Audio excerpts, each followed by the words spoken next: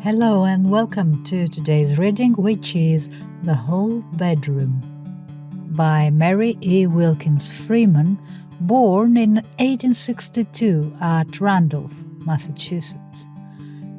Mrs. Freeman, says the book in which the story is published, achieved under her maiden name of Mary Eleanor Wilkins a reputation as the foremost realist among our American short story writers, and now threatens to link in the public mind her married name with the highest order of imaginative fiction. In the present selection, A Tale of the Fourth Dimension, by clever storytelling art, she causes that most contracted of habitable cells, a city hall bedroom, to expand into infinite vistas, not only of space, but of sight, sound, sense, and their other unnamed brothers of the family of sense perceptions. My name is Mrs. Elizabeth Jennings. I am a highly respectable woman. I may style myself a gentlewoman, for in my youth I enjoyed advantages. I was well brought up, and I graduated at a young ladies' seminary. I also married well. My husband was that of most genteel of all merchants, an apothecary. His shop was on the corner of the main street in Rockton, the town where I was born, and where I lived until the death of my husband. My parents had died when I had been married a short time, so I was left quite alone in the world. I was not competent to carry on the apothecary business myself, for I had no knowledge of drugs, and had a mortal terror of giving poisons instead of medicines.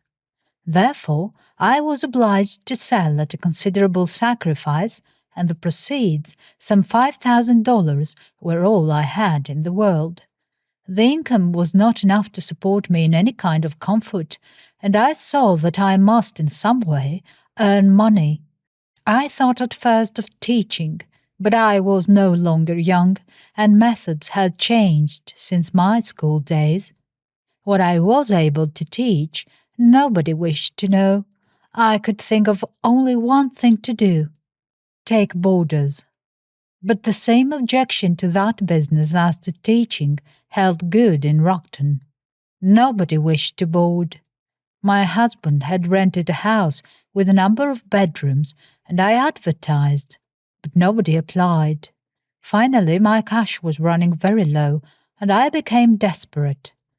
I packed up my furniture, rented a large house in this town, and moved here.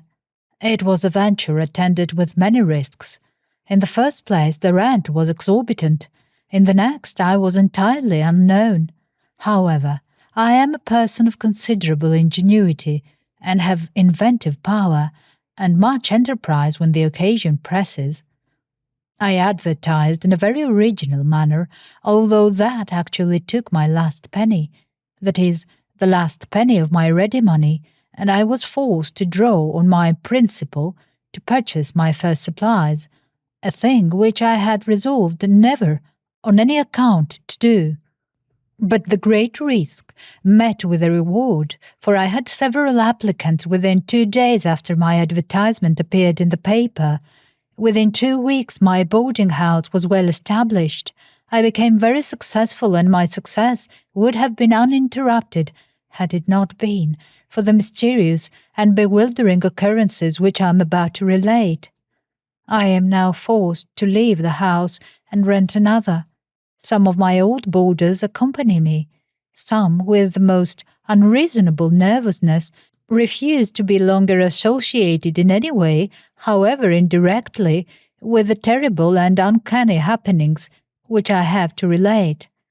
It remains to be seen whether my ill luck in this house will follow me into another, and whether my whole prosperity in life will be forever shadowed by the mystery of the whole bedroom.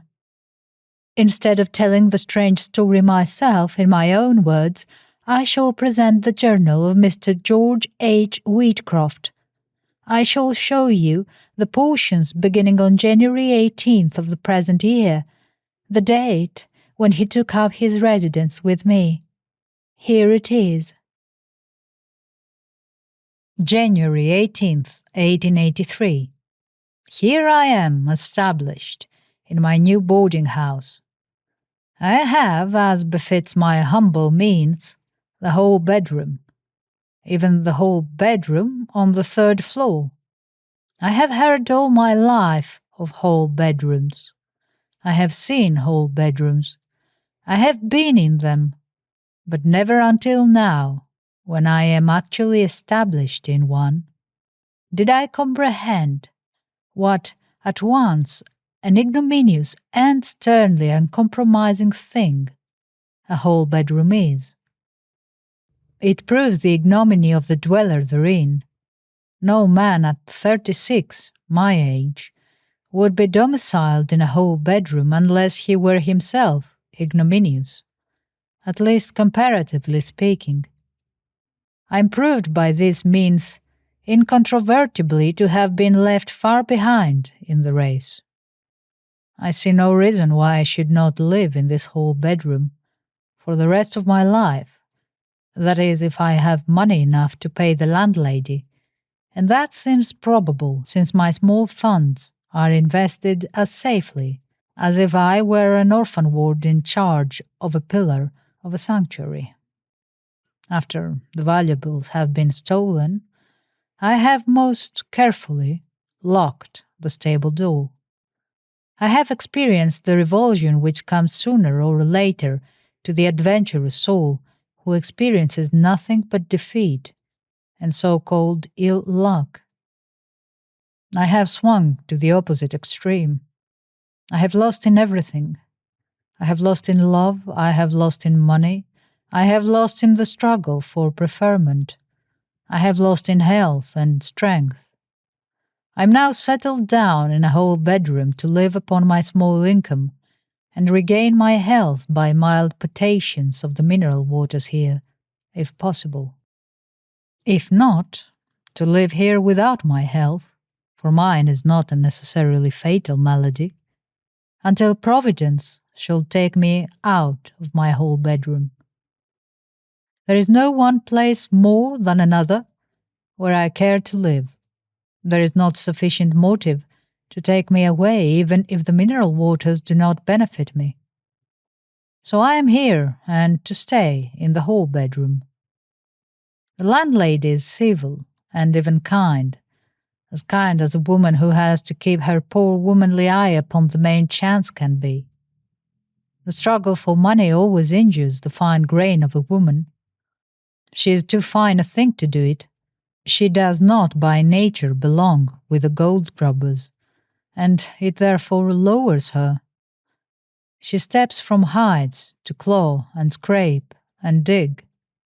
But she cannot help it oftentimes, poor thing, and her deterioration thereby is to be condoned. The landlady is all she can be, taking her strain of adverse circumstances into consideration, and the table is good, even conscientiously so. It looks to me as if she were foolish enough to strive to give the boarders their money's worth, with a due regard for the main chance which is inevitable. However, that is of minor importance to me, since my diet is restricted.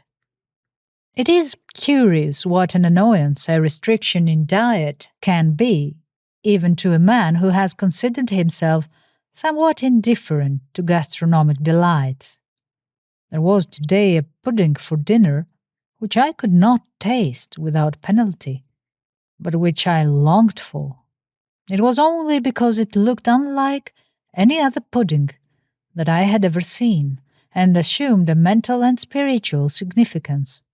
It seemed to me, whimsically no doubt, as if tasting it might give me a new sensation, and consequently a new outlook. Trivial things may lead to large results. Why should I not get a new outlook by means of a pudding? Life here stretches before me most monotonously, and I feel like clutching at alleviations, though paradoxically, since I have settled down with the utmost acquiescence. Still, one cannot immediately overcome and change radically all one's nature. Now I look at myself critically and search for the keynote to my whole self and my actions. I have always been conscious of a reaching out, an overweening desire for the new, the untried, for the broadness of further horizons, the seas beyond seas, the thought beyond thought. This characteristic has been the primary cause of all my misfortunes. I have the soul of an explorer, and in 9 out of 10 cases, this leads to destruction. If I had possessed capital and sufficient push, I should have been one of the searchers after the North Pole. I have been an eager student of astronomy. I have studied botany with avidity and have dreamed of new flora in unexplored parts of the world, and the same with animal life and geology. I longed for riches in order to discover the power and sense of possession of the rich. I longed for love in order to discover the possibilities of the emotions. I longed for all that the mind of man could conceive as desirable for man, not so much for purely selfish ends as from an insatiable thirst for knowledge of a universal trend. But I have limitations. I do not quite understand of what nature, for what mortal ever did quite understand his own limitations, since a knowledge of them would preclude their existence, but they have prevented my progress to any extent. Therefore, behold me in my whole bedroom, settled at last into a groove of fate, so deep that I have lost the sight of even my horizons. Just at present, as I write here, my horizon on the left, that is, my physical horizon, is a wall covered with cheap paper. The paper is an indeterminate pattern of white and gilt. There are a few photographs of my own hung about, and on the large wall space beside the bed there is a large oil painting which belongs to my landlady. It has a massive, tarnished gold frame, and curiously enough, the painting itself is rather good. I have no idea who the artist could have been. It is of the conventional landscape type in vogue some 50 years since, the type so fondly reproduced in chromos, the winding river with the little boat occupied by a pair of lovers, the cottage nestled among trees on the right shore, the gentle slope of the hills and the church spire in the background. But still, it is not well done. It gives me the impression of an artist without the slightest originality of design, but much of technique. But for some inexplicable reason, the picture frets me. I find myself gazing at it when I do not wish to do so. It seems to compel my attention like some intent face in the room.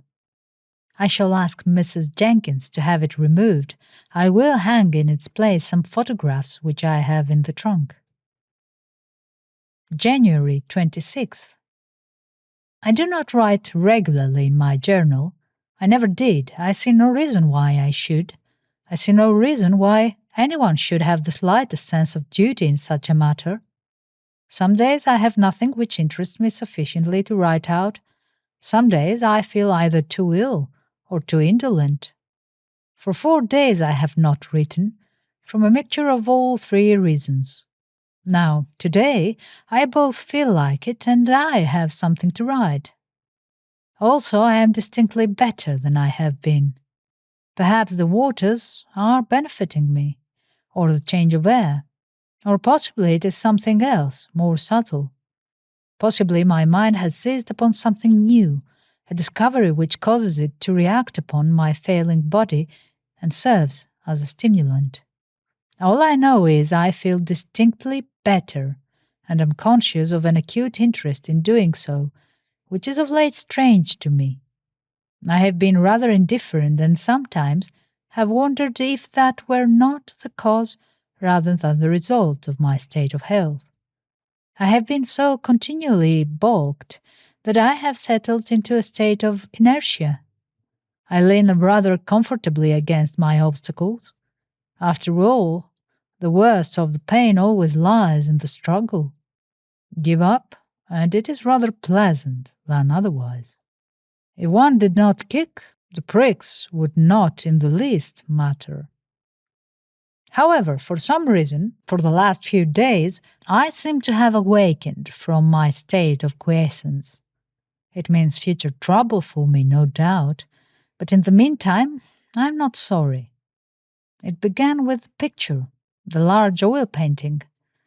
I went to Mrs. Jennings about it yesterday, and she, to my surprise, for I thought it a matter that could be easily arranged, objected to having it removed. Her reasons were two, both simple, both sufficient, especially since I, after all, had no very strong desire either way. It seems that the picture does not belong to her. It hung here when she rented the house.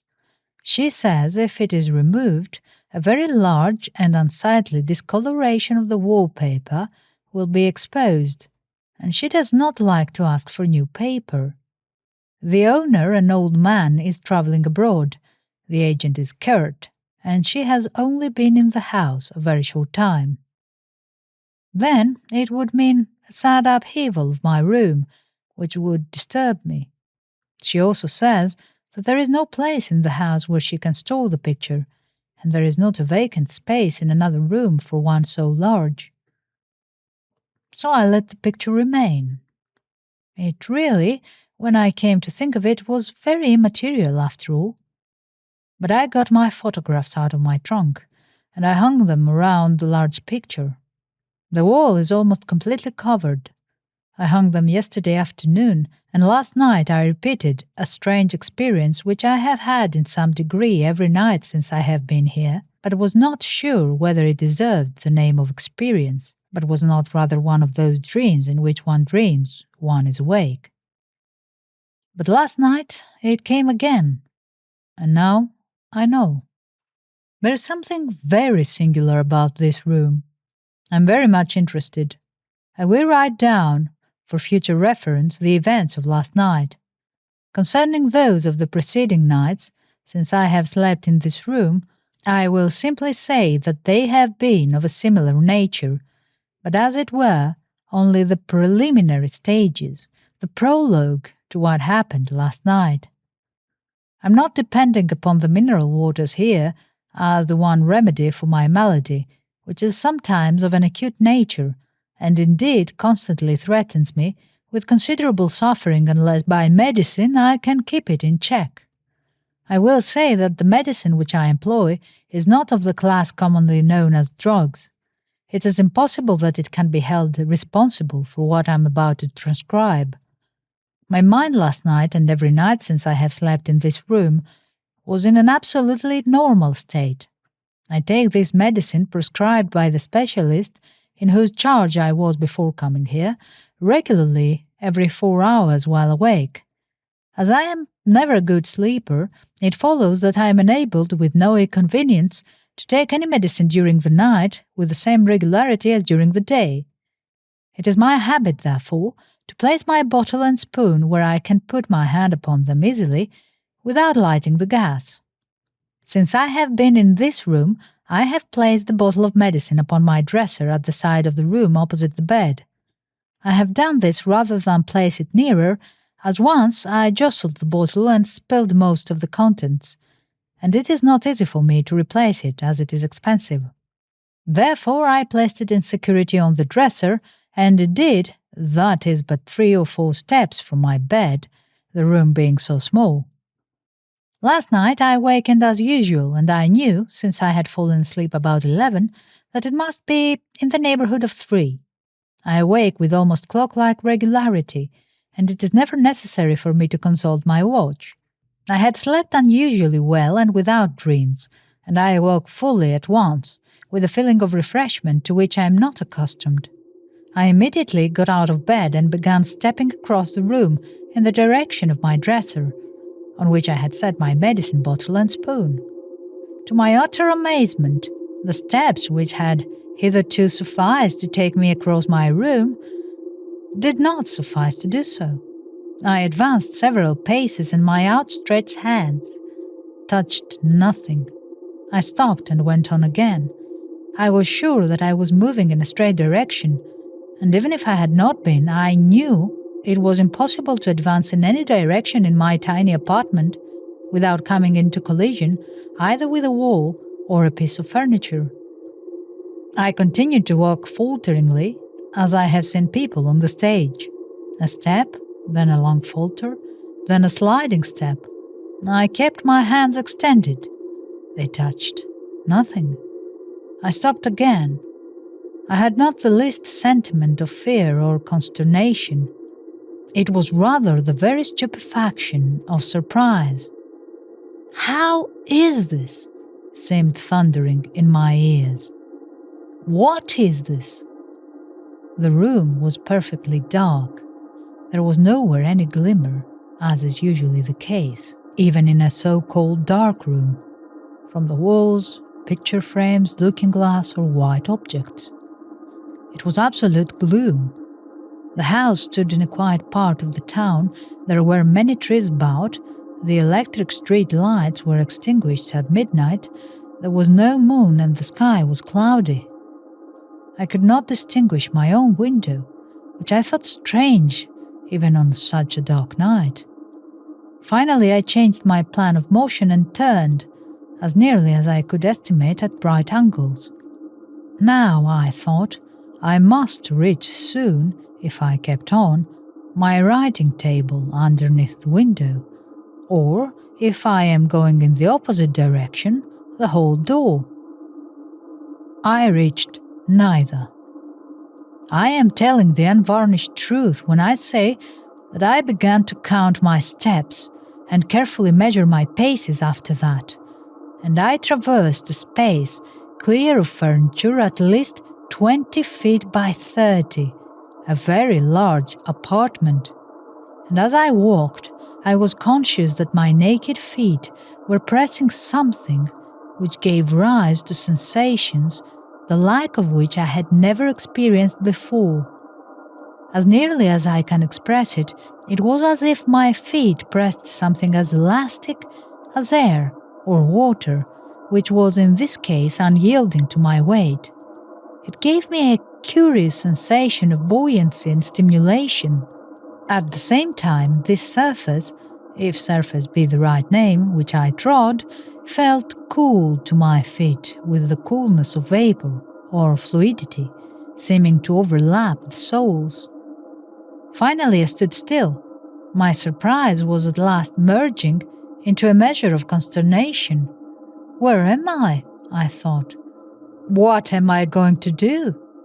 Stories that I heard of travelers being taken from their beds and conveyed into strange and dangerous places, middle-aged stories of the Inquisition, flashed through my brain. I knew all the time that for a man who had gone to bed in a commonplace hall bedroom in a very commonplace little town, such sunrises were highly ridiculous. But it is hard for the human mind to grasp anything but a human explanation of phenomena. Almost anything seemed then, and seems now, more rational than an explanation bordering upon the supernatural, as we understand the supernatural. At last I called, though rather softly, "What does this mean?" I said quite aloud, "Where am I? Who is here? Who is doing this? I tell you I will have no such nonsense. Speak if there is anybody here." But all was dead silence. Then suddenly a light flashed through the open transom of my door. Somebody had heard me, a man who rooms next door, a decent kind of man, also here for his health. He turned on the gas in the hall and called to me. "What's the matter?" he asked, in an agitated, trembling voice. He is a nervous fellow. Directly when the light flashed through my transom, I saw that I was in my familiar hall bedroom. I could see everything quite distinctly. My tumbled bed, my writing table, my dresser, my chair, my little washstand, my clothes hanging on a row of pegs, the old picture on the wall. The picture gleamed out with singular distinctness in the light from the transom. The river seemed actually to run and ripple, and the boat to be gliding with the current. I gazed fascinated at it, as I replied to the anxious voice. "Nothing is the matter with me," said I. "Why, I thought I heard you speak," said the man outside. "I thought maybe you were sick." "No," I called back. "I'm all right. I'm trying to find my medicine in the dark, that's all. I can see now you have lighted the gas." "Nothing is the matter?" "No. Sorry I disturbed you. Good night." "Good night." Then I heard the man's door shut after a minute's pause. He was evidently not quite satisfied. I took a pull at my medicine bottle and got into bed. He had left the whole gas burning. I did not go to sleep again for some time. Just before I did so, someone, probably Mrs. Jennings, came out in the hall and extinguished the gas. This morning, when I awoke, everything was as usual in my room. I wonder if I shall have any such experience tonight. January 27th. I shall write in my journal every day until this draws to some definite issue. Last night my strange experience deepened, and something tells me it will continue to do so. I retired quite early at 10:30. I took the precaution on retiring to place beside my bed on a chair a box of safety matches, that I might not be in the dilemma of the night before. I took my medicine on retiring. That made me due to wake at 2:30. I had not fallen asleep directly, but had had certainly 3 hours of sound, dreamless slumber when I awoke. I lay a few minutes hesitating whether or not to strike a safety match, and light my way to the dresser whereon stood my medicine bottle. I hesitated, not because I had the least sensation of fear, but because of the same shrinking from nerve shock that leads one at times to dread the plunge into an icy bath. It seemed much easier to me to strike that match and cross my whole bedroom to my dresser, take my dose, then return quietly to my bed, than to risk the chance of floundering about in some unknown limbo, either of fancy or reality. At last, however, the spirit of adventure, which has always been such a ruling one for me, conquered. I rose. I took the box of safety matches in my hand and started on, as I conceived the straight course for my dresser about 5 feet across from my bed. As before, I travelled and did not reach it. I advanced with groping hands extended, setting one foot cautiously before the other, but I touched nothing except the indefinite, unnameable surface which my feet pressed. All of a sudden, though, I became aware of something. One of my senses was saluted, nay, more than that, hailed with imperiousness, and that was, strangely enough, my sense of smell, but in hitherto unknown fashion. It seemed as if the odor reached my mentality first. I reversed the usual process, which is, as I understand it, like this. The odor, when encountered, strikes first the olfactory nerve, which transmits the intelligence to the brain. It is as if, to put it rudely, my nose met a rose, and then the nerve belonging to the sense said to my brain, "Here is a rose." This time, my brain said, "Here is a rose," and my sense then recognized it. I say rose, but it was not a rose, that is, not the fragrance of any rose which I had ever known. It was undoubtedly a flower odor, and rose came perhaps the nearest to it. My mind realized it at first with what seemed a leap of rapture. What is this delight? I asked myself. And then the ravishing fragrance smote my sense. I breathed it in, and it seemed to feed my thoughts, satisfying some hitherto unknown hunger. Then I took a step further, and another fragrance appeared, which I likened to lilies for lack of something better.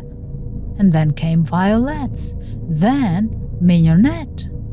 I cannot describe the experience, but it was a sheer delight, a rapture of sublimated sense. I groped further and further, and always into new waves of fragrance. I seemed to be wading breast high through flower beds of paradise, but all the time I touched nothing with my groping hands. At last a sudden giddiness overcame me. I realized that I might be in some unknown peril. I was distinctly afraid. I struck one of my safety matches, and I was in my whole bedroom, midway between my bed and my dresser. I took my dose of medicine and went to bed, and after a while fell asleep, and did not wake till morning. January 28th. Last night I did not take my usual dose of medicine. In these days of new remedies and mysterious results upon certain organizations, it occurred to me to wonder if possibly the drug might have, after all, something to do with my strange experience. I did not take my medicine. I put the bottle as usual on my dresser, since I feared if I interrupted further the customary sequence of affairs, I might fail to wake. I placed my box of matches on the chair beside the table. I fell asleep about 11:15 o'clock, and I waked when the clock was striking 2, a little earlier than my wont. I did not hesitate this time. I rose at once, took my box of matches, and proceeded as formerly. I walked what seemed a great space without coming into collision with anything. I kept sniffing for the wonderful fragrances of the night before, but they did not recur.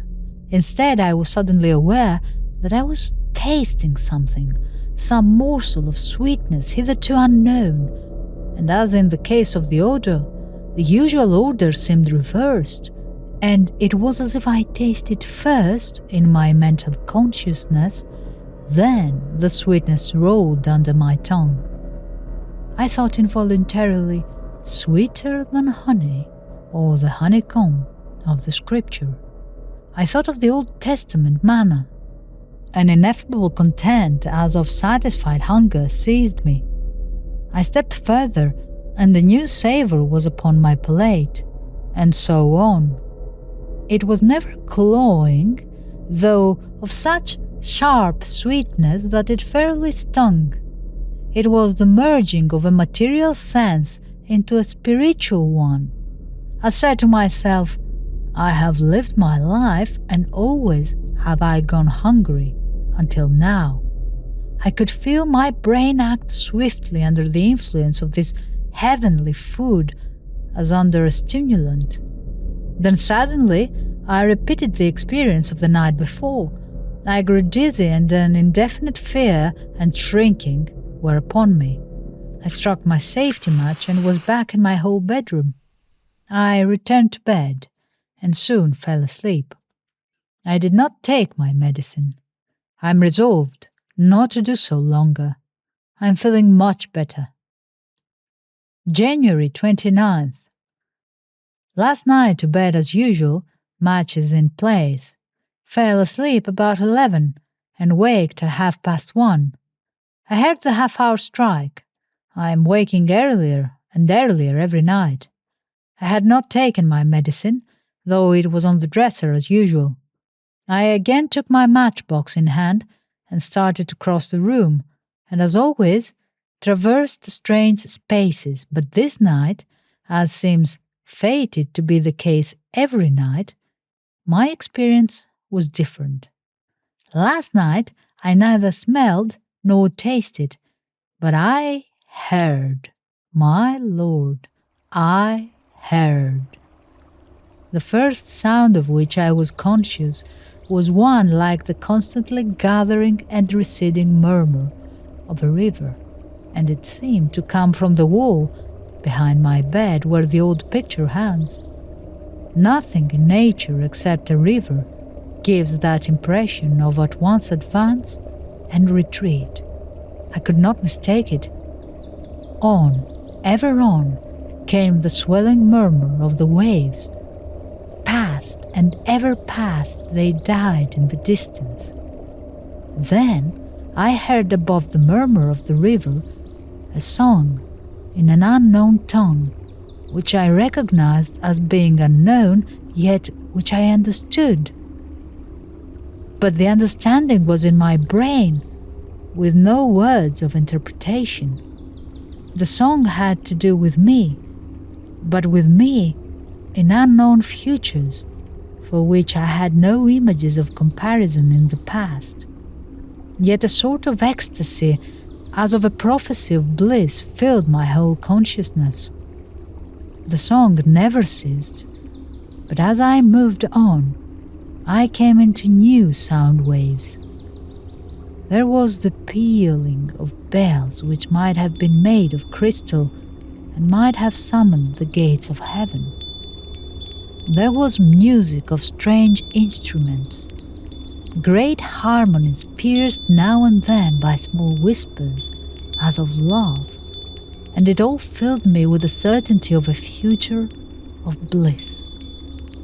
At last, I seemed the center of a mighty orchestra which constantly deepened and increased until I seemed to feel myself being lifted gently but mightily upon the waves of sound as upon the waves of a sea.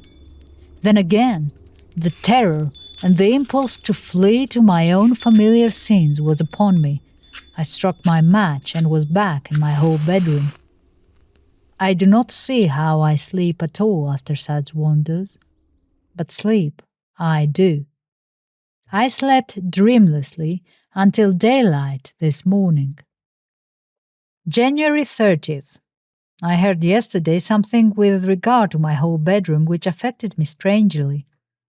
I cannot for the life of me say whether it intimidated me, filled me with the horror of the abnormal, or rather roused to a greater degree my spirit of adventure and discovery. I was down at the Cure, and was sitting on the veranda sipping idly my mineral water, when somebody spoke my name. "Mr. Whitcroft?" said the voice, politely, interrogatively, somewhat apologetically, as if to provide for a possible mistake in my identity. I turned and saw a gentleman whom I recognized at once. I seldom forget names or faces. He was Mr. Addison, whom I had seen considerable of 3 years ago at a little summer hotel in the mountains. It was one of those passing acquaintances which signify little, one way or the other. If never renewed, you have no regret. If renewed, you accept the renewal with no hesitation. It is in every way negative. But just now, in my feeble, friendless state, the sight of a face which beams with pleased remembrance is rather grateful. I felt distinctly glad to see the man. He sat down beside me. He also had a glass of the water. His health, while not as bad as mine, leaves much to be desired. Addison had often been in this town before. He had in fact lived here at one time. He had remained at the Cure 3 years, taking the waters daily. He therefore knows about all there is to be known about the town, which is not very large. He asked me where I was staying, and when I told him the street, rather excitedly inquired the number. When I told him the number, which is 240, he gave a manifest start, and after one sharp glance at me, sipped his water in silence for a moment. He had so evidently betrayed some ulterior knowledge with regard to my residence that I questioned him. "What do you know about 240 Pleasant Street?" said I. "Oh, nothing," he replied evasively, sipping his water. After a little while, however, he inquired in what he evidently tried to render a casual tone what room I occupied. "I once lived a few weeks at 240 Pleasant Street myself," he said. "That house always was a boarding house, I guess. It had stood vacant for a term of years before the present occupant rented it, I believe," I remarked. Then I answered his question. "I have the whole bedroom on the third floor," said I. "The quarters are pretty straitened, but comfortable enough as whole bedrooms go." But Mr. Addison had showed such unmistakable consternation at my reply that then I persisted in my questioning as to the cause, and at last he yielded and told me what he knew. He had hesitated both because he shrank from displaying what I might consider an unmanly superstition, and because he did not wish to influence me beyond what the facts of the case warranted. "Well, I will tell you, Whitcroft," he said. "Briefly, all I know is this. When last I heard of 240 Pleasant Street, it was not rented because of foul play, which was supposed to have taken place there, though nothing was ever proved. There were 2 disappearances, and, in each case, of an occupant of the whole bedroom which you now have. The first disappearance was of a very beautiful girl who had come here for her health, and was said to be the victim of a profound melancholy, induced by a love disappointment. She obtained board at 240 and occupied the whole bedroom about 2 weeks. Then one morning she was gone, having seemingly vanished into thin air. Her relatives were communicated with. She had not many, nor friends either, poor girl, and thorough search was made, but the last I knew, she had never come to light. There were 2 or 3 arrests, but nothing ever came of them. Well, that was before my day here, but the second disappearance took place when I was in the house. A fine young fellow who had overworked in college. He had to pay his own way, he had taken cold, had the grippe, and that and the overwork about finished him, and he came on here for a month's rest and recuperation. He had been in that room about 2 weeks, a little less, when one morning he wasn't there. Then there was a great hullabaloo. It seems that he had let fall some hints to the effect that there was something queer about the room, but of course the police did not think much of that. They made arrests right and left, but they never found him, and the arrested were discharged, though some of them are probably under a cloud of suspicion to this day. Then the boarding house was shut up. 6 years ago nobody would have boarded there, much less occupied that whole bedroom. But now I suppose new people have come in and the story has died out. I dare say your landlady will not thank me for reviving it." I assured him that it would make no possible difference to me. He looked at me sharply and asked bluntly if I had seen anything wrong or unusual about the room. I replied, guarding myself from falsehood with a quibble, that I had seen nothing in the least unusual about the room, as indeed I had not, and have not now, but that may come. I feel that will come in due time. Last night I neither saw nor heard nor smelled nor tasted, but I felt. Last night, having started again on my exploration of God knows what, I had not advanced a step before I touched something. My first sensation was one of disappointment. It is the dresser, and I am at the end of it now, I thought. But I soon discovered that it was not the old painted dresser which I touched, but something carved, as nearly as I could discover with my unskilled fingertips, with winged things, There were certainly long, keen curves of wings, which seemed to overlay the arabesque of fine leaf and flower work. I do not know what the object was that I touched. It may have been a chest. I may seem to be exaggerating when I say that it somehow failed or exceeded in some mysterious respect of being the shape of anything I had ever touched. I do not know what the material was. It was as smooth as ivory, but it did not feel like ivory. There was a singular warmth about it, as if it had stood long in hot sunlight. I continued, and I encountered other objects I'm inclined to think were pieces of furniture of fashions and possibly of uses unknown to me, and about them all was the strange mystery as to shape. At last I came to what was evidently an open window of large area. I distinctly felt a soft, warm wind, yet with a crystal freshness, blow on my face. It was not the window of my whole bedroom, that I know. Looking out, I could see nothing. I only felt the wind blowing on my face. Then suddenly, without any warning, my groping hands to the right and left touched living beings, beings in the likeness of men and women, palpable creatures in palpable attire.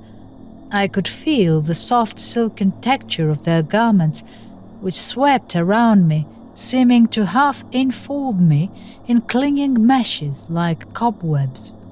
I was in a crowd of these people, whatever they were, and whoever they were, but curiously enough, without seeing one of them, I had a strong sense of recognition as I passed among them. Now and then a hand that I knew closed softly over mine. Once an arm passed around me, then I began to feel myself gently swept on and impelled by this softly moving throng. Their floating garments seemed to fairly wind me about, and again a swift terror overcame me. I struck my match and was back in my whole bedroom. I wonder if it be possible that this is going too far. I wonder what became of those other people, the man and the woman who occupied this room. I wonder if I had better not stop where I am. January 31st. Last night I saw more than I can describe, more than is lawful to describe. Something which nature has rightly hidden has been revealed to me, but it is not for me to disclose too much of her secret. This much I will say: the doors and windows open into and out of doors, to which the outdoors, which we know, is but a vestibule. And there is a river. There is something strange with respect to that picture. There is a river upon which one could sail away. It was flowing silently, for tonight I could only see.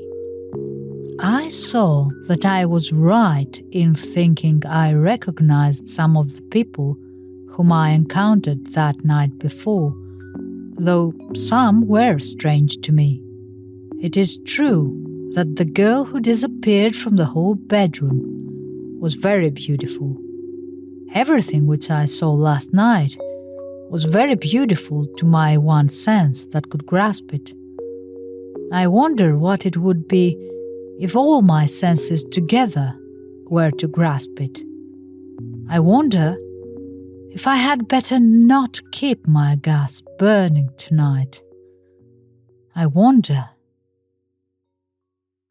This finishes the journal which Mr. Wheatcroft left in his hall bedroom. The morning after the last entry, he was gone. His friend Mr. Addison came here and the search was made. They even tore down the wall behind the picture, and they did find something rather queer for a house that had been used for boarders, where you would think no room would have been let run to waste. They found another room, a long, narrow one, the length of the whole bedroom, but narrower, hardly more than a closet. There was no window, no door, and all there was in it was a sheet of paper covered with figures, as if somebody had been doing sums. They made a lot of talk about those figures, and they tried to make out that the fifth dimension, whatever that is, was proved, but they said afterward they didn't prove anything. They tried to make out then that somebody had murdered poor Mr. Wheatcroft and hid the body, and they arrested poor Mr. Addison, but they couldn't make out anything against him. They proved he was in the cure all that night and couldn't have done it. They don't know what became of Mr. Wheatcroft, and now they say 2 more disappeared from that same room before I rented the house. The agent came and promised to put the new room they discovered into the whole bedroom and have everything new, papered and painted. He took away the picture. Fox hinted there was something queer about that. I don't know what. It looked innocent enough, and I guess he burned it up. He said if I would stay, he would arrange it with the owner, who everybody says is a very queer man, so I should not have to pay much, if any, rent. But I told him I couldn't stay if he was to give me the rent. That I wasn't afraid of anything myself, though I must say I wouldn't want to put anybody in that whole bedroom without telling him all about it. But my boarders would leave, and I knew I couldn't get any more. I told him I would rather have had a regular ghost than what seemed to be a way of going out of the house to nowhere and never coming back again. I moved, and as I said before, it remains to be seen whether my ill luck follows me to this house or not. Anyway, it has no whole bedroom.